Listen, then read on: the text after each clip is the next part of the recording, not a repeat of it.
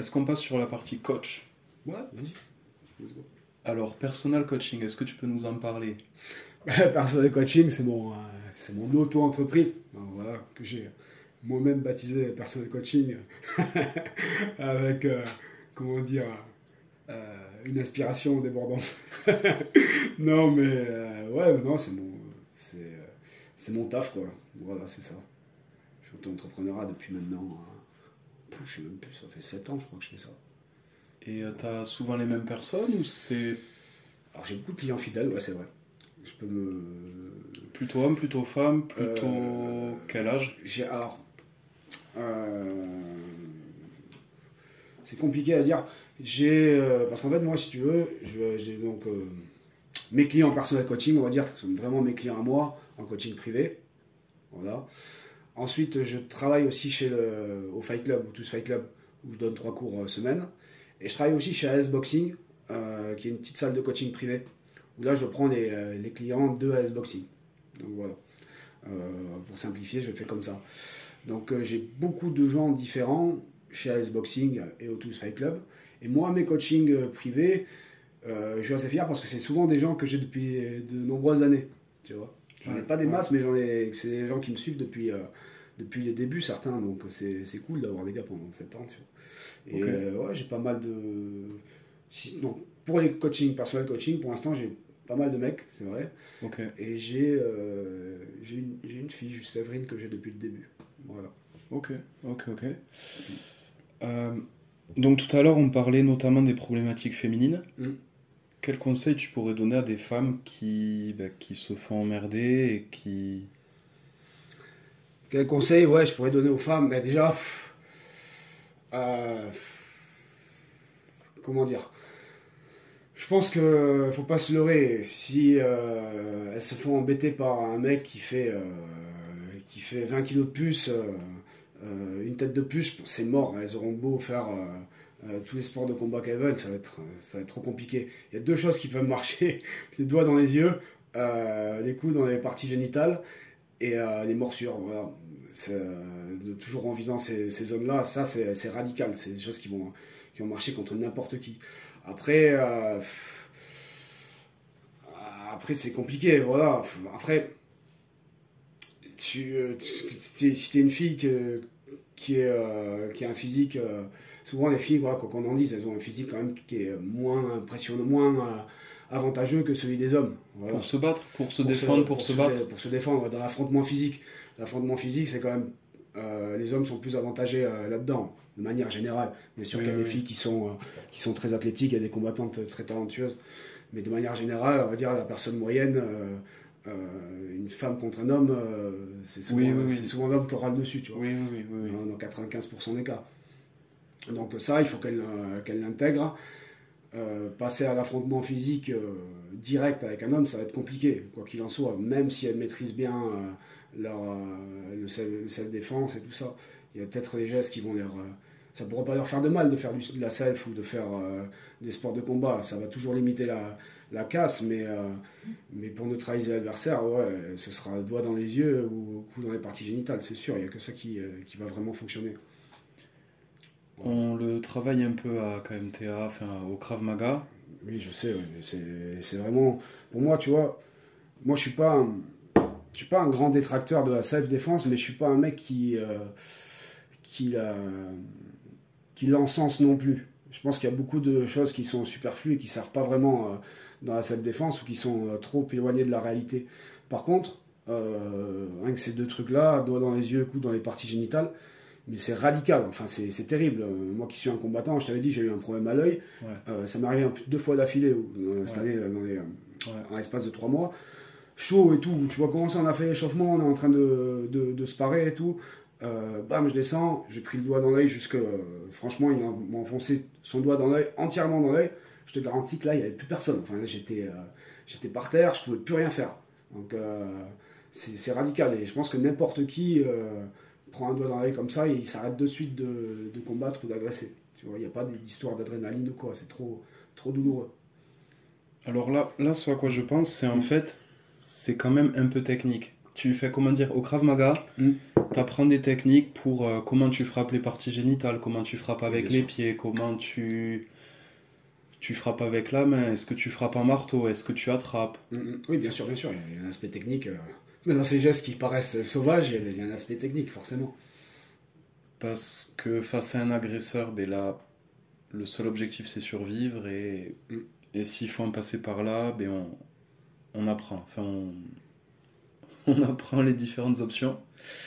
Donc j'allais te demander qu'est-ce que tu penses des débats entre self-défense et arts martiaux. Donc t'es mitigé.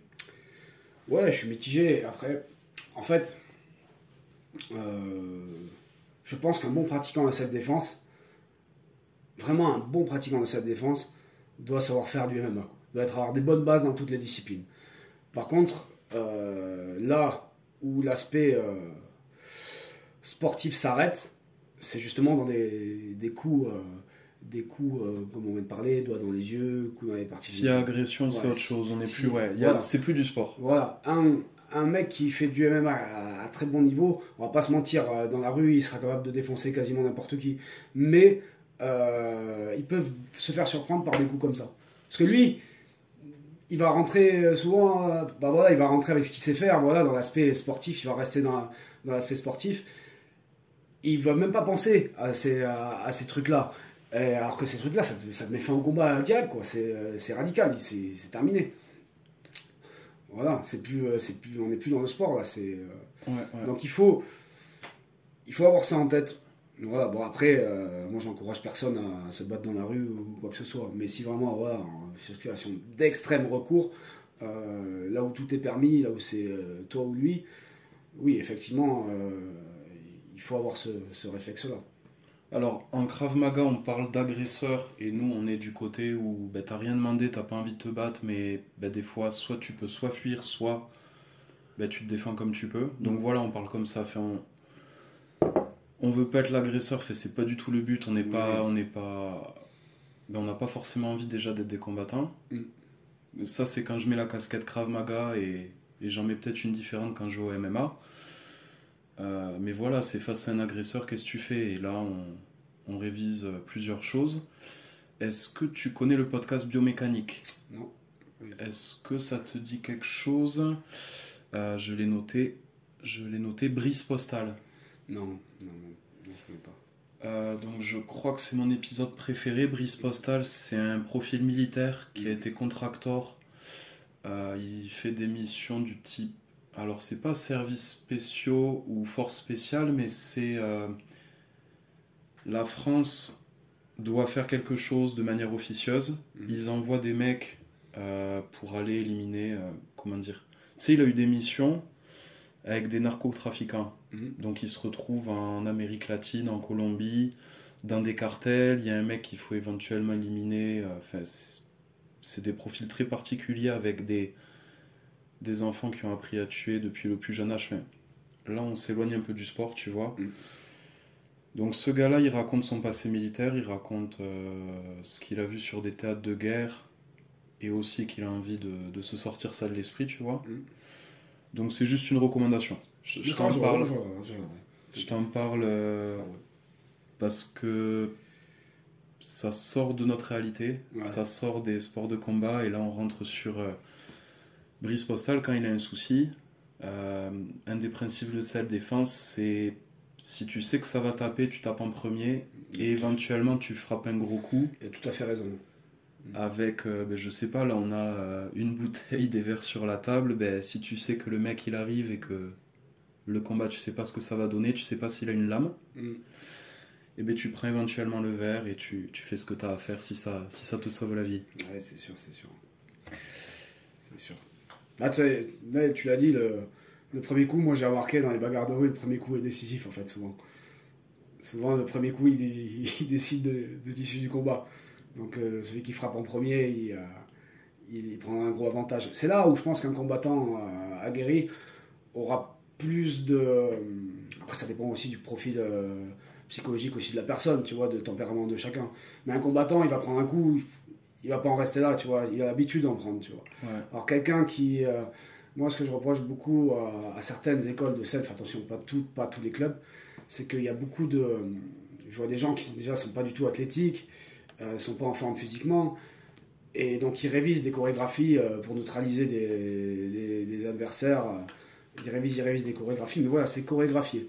Ils sont jamais mis vraiment en situation, ne serait-ce que de sparring dur, tu vois. Ils connaissent pas. Donc le jour en fait où ils vont avoir cette adrénaline là, où ils vont commencer à prendre un coup ou quoi, il y a forte possibilité qui s'effondrent en fait, qui s'effondrent rien que psychologiquement, sans parler d'aspect technique. C'est dans un combat, l'aspect psychologique, il est énorme en fait.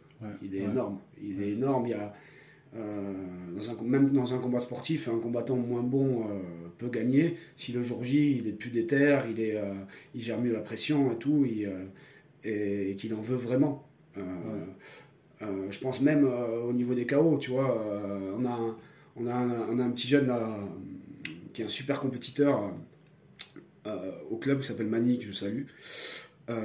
Qui boxe pas trop, tu vois. Lui c'est un gars, il a fait pas mal de bagarres de rue, tu vois, et là il s'est mis à fond, il adore le grappling, donc il en fait depuis longtemps, il s'est mis à fond au grappling, ça marche bien pour lui en équipe de France et tout. Il a gagné récemment le championnat de France junior grappling jiu-jitsu brésilien, et il était parti il y a quelques mois s'entraîner en Thaïlande, où là il se mettait un peu plus à la boxe, tu vois. Bon, Muay Thai, faire du Muay Thai. Ouais, Muay Thai, il a jamais trop boxé, donc il se mettait un peu plus à la boxe.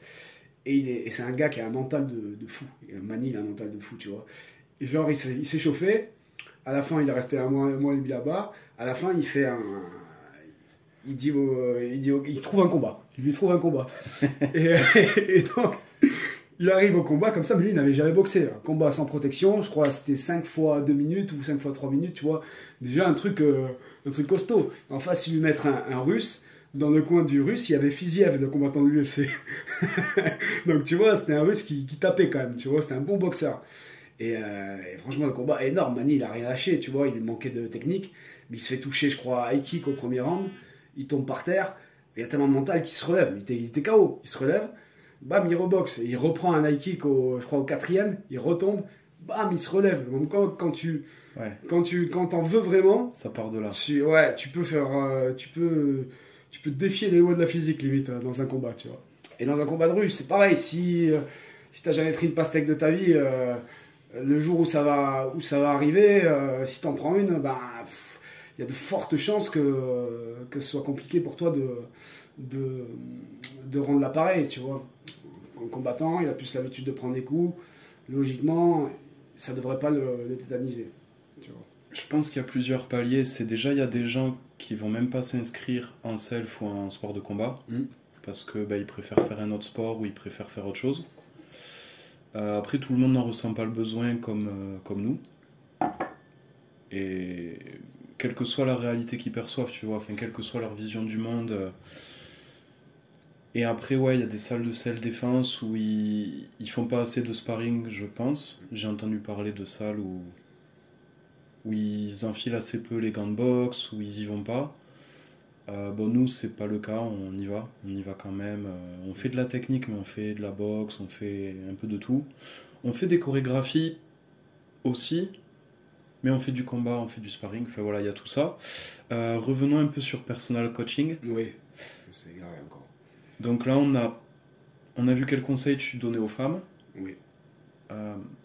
Donc la réalité, c'est que c'est compliqué, notamment. Mais bon, on va parler juste d'entraînement. Juste d'entraînement, qu'est-ce que tu leur proposes? Qu'est-ce que tu fais avec elles? Alors, moi, j'ai jamais eu de femmes qui sont venues me voir pour apprendre à se défendre réellement dans la rue. Ok. C'est plus... alors, ce qui marche bien, moi, en coaching, c'est la boxe anglaise. Mais la boxe anglaise, quand j'ai des filles qui viennent, souvent, c'est boxe anglaise au service du fitness, quoi, tu vois, du bien-être, voilà. Donc, elles apprennent à donner des coups, à bloquer aussi. Et voilà. Mais rien que ça, pareil aussi, la défense de la boxe anglaise est très bonne. Dans la rue, souvent, la boxe anglaise, c'est ce qui part en premier, quoi. Ouais. On est là, on est habillé, on est en jean et tout. La boxe anglaise, ça me paraît vraiment d'être important. Donc, si j'avais des conseils à leur donner, ce serait peut-être d'abord de bosser la boxe anglaise. Apprendre, c'est bien, c'est un sport qui s'apprend assez vite. En plus, je pense que c'est le sport de combat qui s'apprend le plus vite. Il n'y a que les points. Après, attention, s'apprendre, se maîtriser, c'est très différent. Voilà. On est d'accord. Se maîtriser, voilà. Mais voilà, rapidement, tu arrives à mieux gérer la pression des coups, à mieux bloquer, à mieux remettre, à être plus calme, tu vois. La boxe anglaise, ça me paraît important. Ouais. Pas défendre ta tête aussi, non? C'est défendre sa tête, voilà. défendre. Voilà. Et avec les hommes, qu'est-ce que tu fais? Qu'est-ce que tu peux leur conseiller, notamment peut-être les petits gabarits, ceux qui. Mais les mêmes conseils, après, une femme, on est des êtres humains, voilà, donc les mêmes conseils, et je pense, voilà, dans une optique, tu veux dire, pour apprendre à se défendre. Non, faut que je sorte de ça. Même Ouais. si moi c'est ma sensibilité, faut que j'en sorte. Ouais. C'est quels entraînements tu fais avec eux, qu'est-ce que tu leur proposes. Parce que je t'apprécie, Ouais. j'apprécie aussi ton frère. Bon, Ouais. on fera la dédicace tout à l'heure. Ouais. Donc si tu as, imaginons, un, deux ou quelques clients en plus parce que le podcast est sympa, que les gens voient que tu es sympa et tout, ben, ça me fait plaisir. Ouais, Enfin, c'est sympa, Véro. c'est aussi le but de discuter et que tu donnes des conseils. Donc voilà, qu'est-ce que tu proposes pour les hommes? Quels entraînements tu proposes aux hommes? Moi c'est essentiellement voilà, des coachings dans les sports de combat. Donc boxe anglaise, kickboxing, grappling, MMA. Ça, c'est mes 4 piliers fondamentaux. Et après, on peut faire aussi des coachings plus fitness, voilà, où je vais leur mettre une séance plutôt cardio avec du renfort à la fin aussi. Voilà, c'est tout. C'est mon offre en fait, c'est comme ça que je fonctionne. Et puis t'adaptes aussi à ce qu'ils te disent. Ah ouais, je m'adapte à ce qu'ils ont envie. Et, voilà, pas de soucis, chacun est différent, chacun est avec des objectifs différents. Souvent, la boxe anglaise, quand même, fonctionne bien. Même, tu vois, j'avais un pote à la base, Julien Couder, on parlait. À la base, il venait, il fallait qu'il fasse du sport, tu vois. Donc il venait, il me prenait que des séances de cross-training. Voilà. On faisait un peu de muscu, un peu de renfort, un petit watt de cardio. Et puis il me voyait souvent, juste avant qu'il arrive, j'étais avec un autre coaching, on faisait de la boxe et tout. Donc il m'a dit, ouais, vas-y, je me mettrais bien à la boxe et tout. Alors il a fini par adorer la boxe. Au début, il aimait que les palettes. Tu vois, je lui tenais les palettes. Il voulait taper. Ouais, il voulait taper, mais il voulait pas, tu vois, échanger. Je lui dis, bon, écoute, Jules, c'est dommage. La boxe, si tu veux vraiment kiffer la boxe, il faut que tu fasses du sparring et tout. Et lui, ça ne te chauffait pas trop au début, tu vois, parce qu'il n'est pas de nature bagarreur et tout. Et je lui dis, mais tu vas voir, tu vois, c'est un jeu et tout. Et donc on a commencé à mettre les gants. Et puis là, maintenant, il adore ça. Il adore ça. Et ça fait 3 ans que je l'ai. Et il a bien progressé. C'est devenu un bon boxeur, franchement. Un bon boxeur. Il veut tout le temps mettre les gants. Et franchement, c'est cool. C'est cool. Les sensations sont différentes entre sparring et combat officiel. Enfin, comment tu peux m'expliquer cette différence? Parce que j'en ai pas fait de combat officiel. Ouais, oui. Mais tant qu'on n'a pas fait, on peut pas comprendre. Mais effectivement, ouais, c'est très différent les sensations. Moi, sur mes premiers combats, j'avais l'impression que j'arrivais sur le ring que je savais plus rien faire. Honnêtement, que je savais plus rien faire. J'arrivais sur le ring, j'avais l'impression que je me fatiguais en 2-2, t'as la vision resserrée et tout. Ah ouais, c'était terrible. Il y en a qui gèrent mieux. Moi, mes premiers combats, je les ai gagnés au physique, quoi. Au physique et à la rage, quoi. Mais techniquement, c'était loin de ce que j'étais capable de faire à l'entraînement.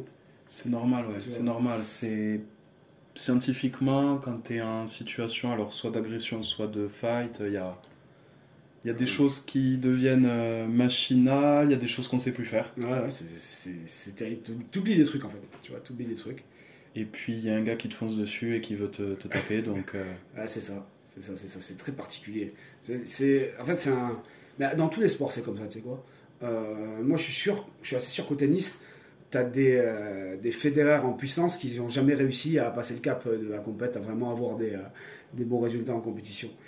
Il y a vraiment un monde entre l'entraînement et le jour de la compète. Des gars bons, il y en a partout, tu vois. Et des mecs qui sont doués, brillants dans chacune des disciplines, il y en a partout. Par contre, des gars bons en compète, il y en a beaucoup moins. Je vois. Et puis, il faut oser. Faut oser. Tu vois, moi, je sais pas si j'ose pas, ou après, il y a aussi des situations professionnelles qui font que c'est compliqué. Enfin, il y a un contexte qui fait que là, cette année, j'ai pas pu combattre, que l'an prochain, je sais pas si je pourrais, mais quoi qu'il en soit, le truc, c'est que j'y suis pas allé et que je vois des mecs que j'aime bien qui y vont. Ils gagnent ou ils perdent, mais ils ont une expérience, tu vois, et je suis content pour eux, et j'ai un petit pincement. Et oui, c'est normal. Après, tu sais quoi, il n'y a pas d'obligation en rien. Il y a une obligation en rien dans la vie. Si tu le fais, ça sera une bonne expérience pour toi, ça c'est sûr. Quoi qu'en soit le résultat. Si tu te sens pas de le faire, il faut pas le faire parce que tu risques plus d'être déçu qu'autre chose, tu vois. Si tu arrives là que t'as pas envie d'être là, c'est pas bon signe, tu vois. Il faut avoir cette envie de vivre le moment, tu vois, vraiment qui est Puis faire un premier combat à 32 ans, c'est peut-être pas pareil qu'à 20, mais Mm. bon, ça c'est mon cas personnel, Oui, peut-être c'est on en vrai. parlera en off. Ouais, si tu veux, même on peut en parler maintenant, pas de souci. Mais c'est sûr que, ouais, oui, comme tu dis, exactement. À 32, tu vois plus les risques déjà. Tu vois. T'as des enfants, toi? Non. Non, donc moi non plus, j'en ai pas, mais je pense que déjà, quand tu commences à avoir des gosses et tout, tu réfléchis pas pareil, tu vois. Ou t'as des projets. Peut-être même on voit la santé, tu vois, on a plus conscience qu'on n'est pas immortel, tu vois. À 20 ans, tu réfléchis pas à tout ça. Oui, oui, oui. Donc, oui, c'est clair, il y a d'autres facteurs qui entrent en jeu, mais en même temps, tu peux le prendre avec beaucoup plus de recul qu'à 20 ans, Je vois. où tu te mettrais, où t'en ferais un sommet de difficultés, tu vois. Et peut-être pour éclaircir un truc, Anto, donc j'ai déjà dit que t'étais sympa. Mm. On a avoué tous les deux qu'on est bagarreurs, Oui. mais tu vois, il y a pas longtemps, on a entendu parler de Mohamed Awas, rugbyman qui tapait sa femme. Oui. Donc, je pense qu'on peut mettre les choses au clair. Ok, on est bagarreurs dans notre catégorie de poids, etc. Mm. Mais on n'est pas bagarreurs dans le mauvais sens. Enfin, Non, j'imagine c'est pareil clair. de ton Non, côté. non, ouais, jamais de la vie. Jamais de la vie. Après, C'est juste pour clarifier, c'est juste parce qu'il y a des gens qui peut-être font pas la différence. oui, oui, bien sûr. Après, moi, j'ai pas vu les vidéos de Mohamed, là. Je sais pas s'il y a des vidéos. Je crois, j'ai cru entendre parler qu'il y avait des vidéos. Écoute, moi, je. Et ça, c'est autre Bien chose. sûr, son geste, en plus, c'est un gaillard, quoi, tu vois. Donc, son geste est affolant, tu vois. Mais. Comment dire? Moi, je prends toujours de la réserve quand je connais pas la situation et tout, quand tu connais pas le... Après, c'est pilier droit homme contre Ouais, femme. après c'est terrible, effectivement c'est terrible. Moi, bien sûr, je cautionne pas du tout, mais lui tomber dessus comme tout le monde le fait, je ferai attention quand même parce qu'on sait jamais, on sait jamais quand on connaît pas l'histoire des Oui, personnel, le cas, son geste est complètement déplacé. Mais par contre, voilà, il sera jugé par les oui, autorités oui. compétentes. Moi, je Mais me oui. garderai d'avoir un jugement sur lui. Bah, disons qu'on est bagarreur dans un certain cadre, Mm. sans déranger personne. On est bagarreur entre personnes consentantes. Ouais, voilà. Puis moi, j'ai dit, avant, j'étais plus chaud, tu vois, quand t'es jeune, t'as plus de trucs à te prouver, tu vois, je sais pas quoi. Mais face à des mecs. Mais, oui, face à des mecs, bien sûr. Mais maintenant, même plus, franchement, ça fait ça fait 10 ans que je me suis peut-être pas battu dans la rue, tu vois. Et j'en ai aucun besoin, aucune envie. Moi, ce que j'aime, c'est le combat sportif, tu vois. Le reste, ça m'intéresse pas. Même, tu vois, même, je te dire, des trucs comme King of the Street et tout, j'irai pas dans des trucs comme ça. Ça m'intéresse pas. Alors, t'as les mecs, tu sais, qui vont régler un compte, je sais pas, imagine, il y a deux personnes, ils ont un compte à régler, ils se donnent rendez-vous là-bas. Pourquoi pas? Oui, pourquoi pas, ouais. Mais aller combattre un inconnu, je sais pas, je comprends pas forcément. Après, qu'ils aillent s'amuser, pourquoi pas? Fait que c'est un amusement particulier. Euh, du coup, Anto, Mm. est-ce qu'il y a quelque chose dont tu veux parler, tes combattants? Est-ce qu'on a oublié de dire quelque chose sur... Il nous reste un quart d'heure. C'est si tu pars à 16h30, un peu comme on avait dit. Enfin, t'as des obligations, t'as des cours, Mm. il nous reste à peu près un quart d'heure, sauf si on dépasse un tout petit peu. Enfin, Oh, t'as un peu de marge. on peut boucler ton truc, tranquille. Là, je peux partir un peu plus tard Ouais. que 16h30. Ouais. Donc, Ok. est-ce qu'on a oublié quelque chose dans ton parcours de combattant? Non, je sais pas, non. Ou Non, sinon, est-ce ouais. qu'il y a quelque chose sur personal coaching que tu aimerais nous dire? Non, voilà, non, n'hésitez pas à me contacter sur Facebook, je crois, sur Instagram, c'est personal coaching du 6 du bas. Personal du bas coaching 31. Non, n'hésitez pas à me contacter, en ce moment j'ai un peu de place. Donc, il y Voilà. aura les liens en description. Ouais, peut-être à Après le 1er juillet, là, jusqu'au 1er juillet, je suis un peu plus focus sur le combat. Et t'as une page Instagram. Ouais, j'ai une petite page Instagram tranquille. Voilà. Donc Instagram et Facebook.